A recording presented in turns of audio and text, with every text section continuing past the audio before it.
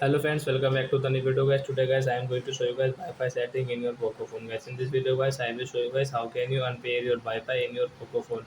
Guys you want to unpair guys your Wi-Fi network guys you in your Poco phone, so guys you can unpair. And guys now let's see how to unpair it. First of all guys open your phone setting to unpair your Wi-Fi network. Then guys you can see your Wi-Fi settings, so guys tap here. So which network guys you have pair means connected, and guys you want to unpair, so guys how can you unpair? So guys right side guys you can see this option, so guys tap here to unpair.